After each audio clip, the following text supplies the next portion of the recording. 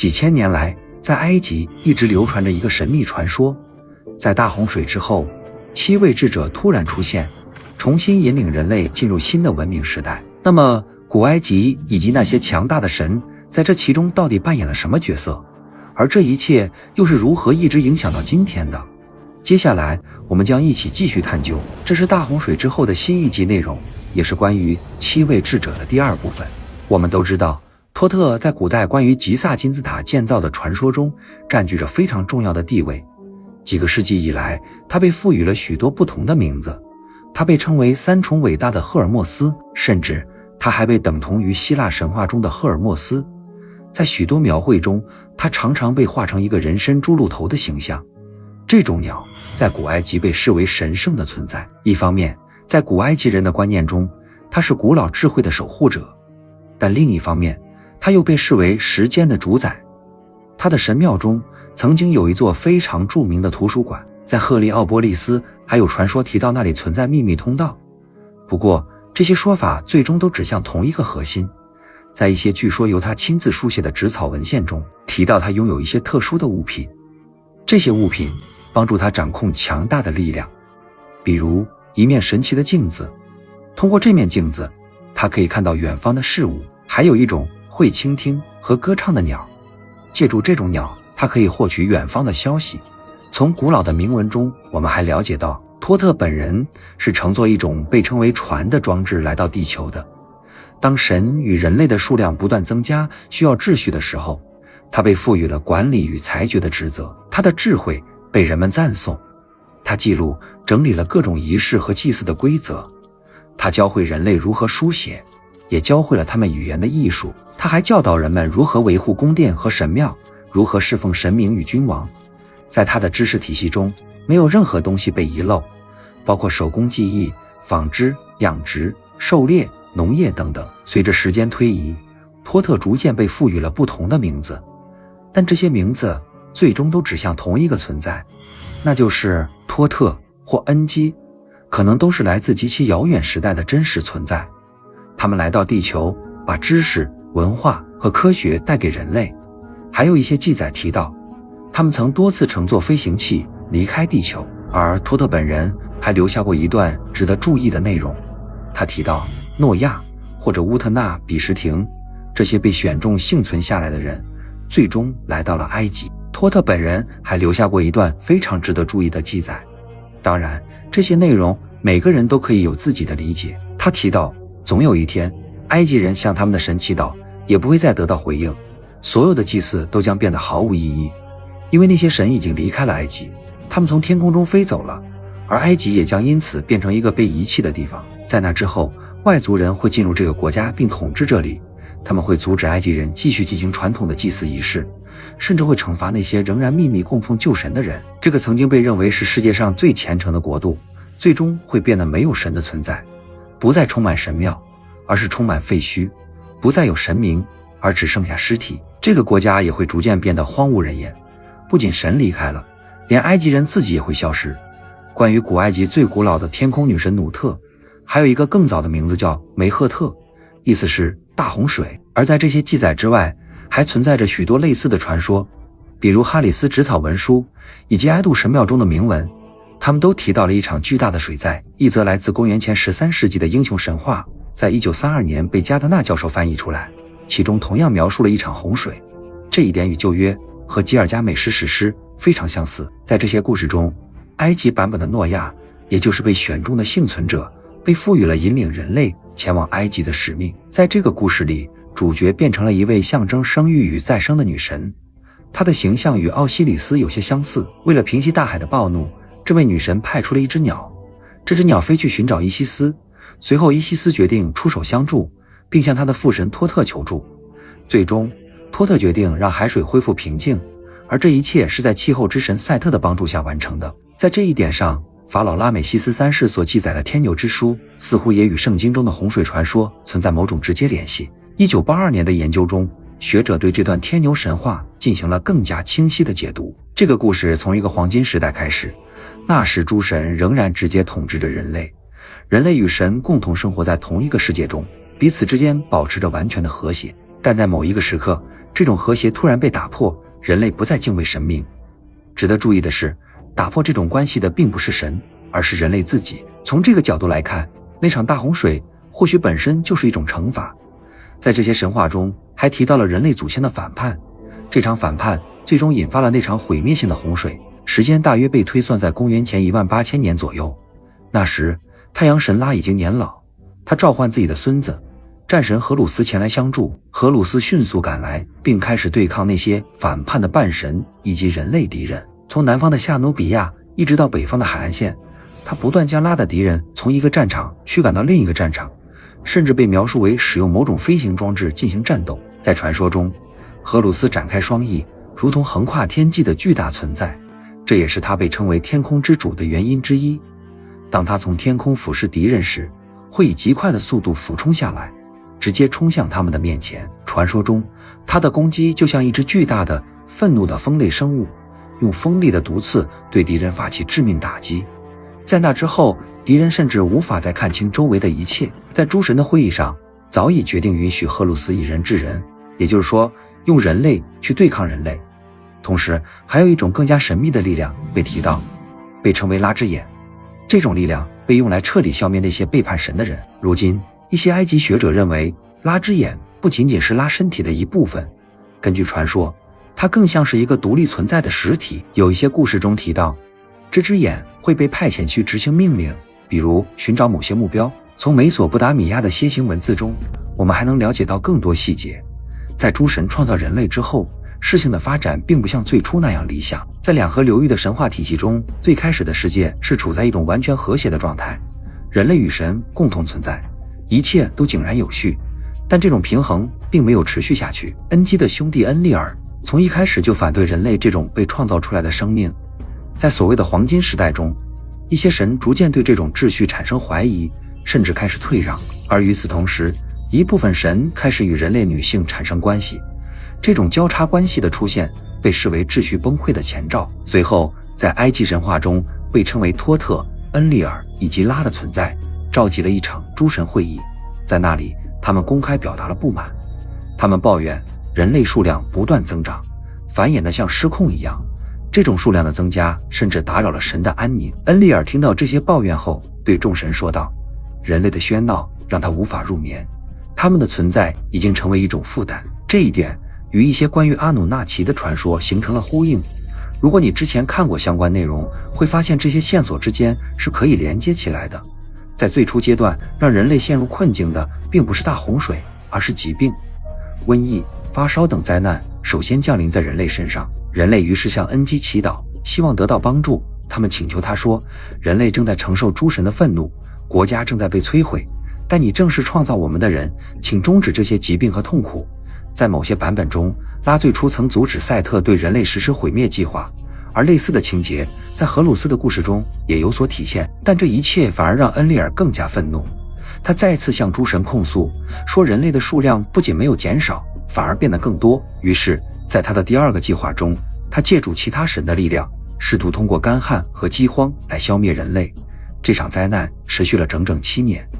在这段极端艰难的时期，人类的行为变得极端而失控，他们甚至开始互相残杀，甚至对神本身发起攻击。但即便如此，拉也逐渐意识到人类根本无法真正对抗神的力量，这让他感到悲伤，甚至流下眼泪。更令人震惊的是，在某些记载中，连恩基本人都开始暗示人类不必再完全顺从诸神。如果我们真的置身于那个时代，很难想象那会是一种怎样的世界。而来自两河流域的楔形文字还提供了一些关于大洪水时间的天文线索。这些记录表明，大洪水发生的时间可能比埃及神话中描述的还要早，大约1000年。当时狮子座与水之水域的位置形成对应，这与上一次冰河时期结束、大规模冰川融化的时间点相吻合。这一点也得到了现代科学的某种程度印证。当洪水结束之后，古代的见证几乎全部消失了，仅存的少数幸存者逐渐退化到一种原始状态，最初甚至出现了食人行为。随后他们再次尝试依靠水域生存，以狩猎和原始方式维持生命。一项距今超过2600年的实验也为这一点提供了某种印证。这个实验发生在古埃及，它表明，如果儿童在完全隔离的环境中成长，他们会变得野性十足。如果没有人类的干预，他们甚至无法学会说话。公元前7世纪，法老普萨美提克一世曾命令将2个新生婴儿交由一名牧羊人抚养整整2年，但在此期间不允许任何人与他们说话。2年之后，这2个孩子只会说出一个词贝克斯，意思是面包。而这一结果被当时的人解释为人类最初的语言来源。实际上，这些孩子只是模仿了羊群的叫声。在古代历史学家西西里的狄奥多罗斯所记载的内容中，也提到了食人现象。这种行为在尼罗河流域的原始人群中曾长期存在。在那个遥远的时代，人类仍然处于极其原始的阶段，而正是神教会了人类停止互相吞噬。这里所说的这些神，是那些著名的文化使者，他们在文明被洪水毁灭之后再次出现，并带来了新的知识。这7个存在可以在几乎所有文化中找到，他们的出现与托特王朝的建立相吻合。在那个时期，埃及的神选择了7位祭司和书写者，并将神圣的知识交付给他们，因此他们成为了智者。根据亡灵书第1卷和第3卷的记载，这7位智者中的第1位被称为奥西里斯，而另外6位的名字似乎都与鱼有关，这一点指向了与非洲多贡文化之间的联系。第2位智者的名字类似鲶鱼，第4位的名字同样也具有鲶鱼的含义，第5位和第7位则使用了鱼的通用名称，而第3位和第6位的名字则无法被清楚识别。此外，7位智者的概念不仅存在于埃及，在中美洲文化中也存在类似诺亚的角色，在印度文化中以及在巴比伦文化中也同样存在这样的7位存在。他们都出现在大洪水之后，并带来了新的文化，他们始终与新的开始有关。在印度，他们被称为圣贤；在巴比伦，这个词大致可以翻译为引导者。在更古老的两河流域记载中，这些智者被称为阿普卡卢，意思是指引道路的导师。有意思的是，在埃及还保存着一个模型，这个模型被保存在开罗的埃及博物馆中，它的年代可以追溯到公元前3世纪，并在1998年5月12日被法国考古学家打开研究。这段铭文的大致意思是来自智者的礼物。在关于中美洲文化使者的研究中，现代研究常常忽略一个重要问题，那就是这些神秘访客的别称。他们被称为阿罗查斯拉克，这个名字大致可以翻译为伟大贝壳之主。在亡灵书第17章第209节中提到，至高神拉存在于蛋之中，拉在自己的领域中游动。而在古埃及还有一个非常有意思的词塞姆，这个词是力量的象征，通过它可以观测星空。在古埃及的文献中，这种存在被称为连接神与人类之间的中间者。塞姆被反复定义为一个独立存在，它与神处在同一层级。直到今天，这一概念的具体功能在现代埃及学中仍然是一个谜。虽然有一些人认为这里面可能隐藏着类似宇宙观测的关键，但他们往往只是把它当作一种普通的仪式工具来解释，而没有考虑到传说中所提到的那种力量。因为根据传说，这种力量存在于那根权杖之中，它并不仅仅是一根象征统治者权力的手杖。正是因为这种隐藏在塞姆中的能力，才可以解释伊西斯的一个别称伟大的塞姆，也就是居住在天上的存在。在埃里希·冯·丹尼肯的著作《最后的审判早已开始》中，他提出了一种观点，在人类历史的过去，我们很可能曾经被外星文明的代表访问过。这种可能性在一些人看来听起来像是科幻，但在另一些人看来，这却是一个显而易见的事实。他这样解释道，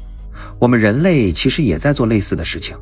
只不过不是通过我们现在才刚刚开始掌握的基因技术，而是通过选择的方式。比如我们培育出瑞士和德国的牛种，并让它们在非洲肯尼亚的热带气候中生存。我们对牛进行杂交，我们培育不同种类的植物，我们改良奶牛，使它们更适合产奶。我们还让绵羊和山羊进行杂交。正是通过这样的方式，产生了一些在自然界中并不存在的混合物种。人们曾经对这些存在议论纷纷，把它们当作某种神造之物。传说中提到，在遥远的时代，诸神曾创造出混合生命体。在古代阿兹特克、苏美尔、埃及、玛雅、亚述、印度以及南美等文明的神话中，大约有80%的内容都在讲述同一个引人入胜的故事，那些来自外界的神创造了人类，并维持着人类的生存。这些故事的共同点在于，他们都描述了一种创造、存在、毁灭、再生的循环。每一个时代都会以一场毁灭性的灾难结束，而这样的灾难被认为是推动人类文明进入下一阶段所必须的过程。根据古老的记载，这些伟大的神从天空降临到地球，是为了获取一种最稳定的金属，也就是化学中所说的黄金。在埃及，黄金被称为神的皮肤。这些降临到地球的存在，随后在苏美尔创造了人类。有文献记载，人类最初被创造出来是为了在黄金矿中工作。有一些观点认为，最古老的黄金矿甚至最早的文明遗迹可能位于保加利亚地区。宇宙秩序的建立被认为是时间的起点，也正是在那个时候，历法诞生了。在巴尔干地区就存在这样一个古老的历法，它位于马加拉洞穴中。这些图像可以追溯到公元前8到9世纪，而根据一些研究者的说法，他们甚至可能已有9000多年的历史，并且与意大利、伊比利亚半岛以及亚洲史前文化中心的图案存在相似之处。古巴比伦的传说中提到，7位智者在大洪水之前就已经存在，并且建造了圣城乌尔的城墙。根据苏美尔文明的记载，在洪水之前的第7位国王曾在一颗名为尼比鲁的星球上统治了6个周期，随后成为了一名大祭司，并被称为恩多尔恩基。我们也从苏美尔文明中了解到，这个尼比鲁星球以及他们所掌握的知识与技术被认为是来自阿努纳奇的馈赠，而这些存在正是来自那颗星球。在以诺书中，这位国王被称为乌列尔，他向以诺揭示了太阳的秘密和月亮的法则，并引导他去研究那些天上的石板。值得注意的是，当我们在不同文明的神话中遇到7位智者时，他们总是带来启蒙，并且都曾经历过一场几乎毁灭整个世界的灾难，而在灾难之后，他们又重新建立起新的人类文明基础。除此之外，在埃杜神庙的铭文中还提到，这些存在来自一座小岛，那是最早人类的居住地，但由于一场大洪水，他们被迫离开那里。大多数居民在灾难中溺亡，只有少数幸存者逃了出来，并最终来到埃及，成为远古时代的建造之神。令人感到既奇怪又震撼的是，这些故事虽然来源混杂，却最终指向了同一个结论：古人所知道的东西可能远比我们今天所掌握的更多。不管他们被称为什么名字，有一点是确定的，直到今天，我们仍然在讨论他们、争论他们，并对他们保持着强烈的兴趣。这本身就说明了一件事儿，他们确实以某种方式将这些知识保存了下来。至于这些知识是以什么形式保存的，又保存了多少，我们无法确定。但像翡翠石板、以诺书、诸神之书等古代文献都在暗示一个可能性：曾经的人类文明或许比我们现在所认知的更强大，也更复杂，而人类也许在整个宇宙的起源与发展中扮演着远比我们想象中更重要的角色。那么，你怎么看这7位智者？